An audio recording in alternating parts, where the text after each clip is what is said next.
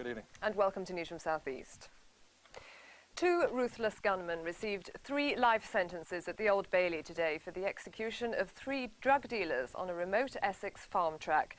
Michael Steele, who likened himself to the Angel of Death, and Jack Whomes fired 8 shots at the trio as they waited in their Range Rover.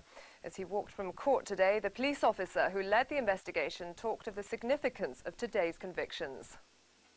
The dreadful killings are really yet more evidence of the toll of the evils of drugs.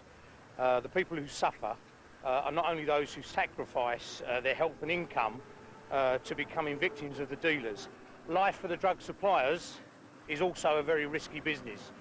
There's no trust or honour in the drugs world. Well, today's convictions have been described as some of the most important in Essex in the past 30 years. They bring to an end an investigation which started 3 years ago in a field near Rettendon. Sarah Harris has the details.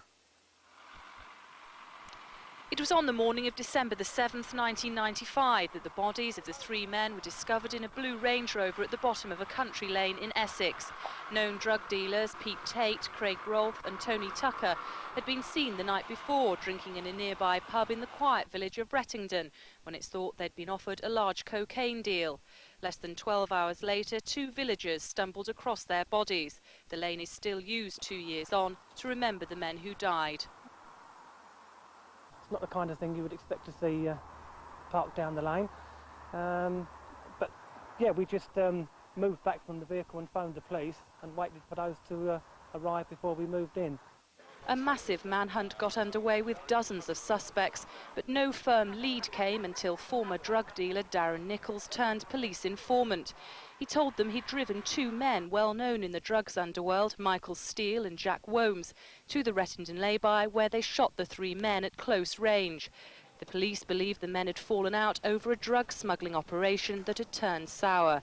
The man who led the inquiry has since retired, said it was a difficult case. It was an old culture about not snitching on other members of the criminal fraternity, if you like. So generally speaking, when a murder inquiry starts, we are flooded out with help. In this case, it was very, very sparse. The 3 dead men were well known in the drugs underworld. Tony Tucker was responsible for running the door staff at Raquel's nightclub in Basildon, where Leah Betts bought the ecstasy tablet that killed her.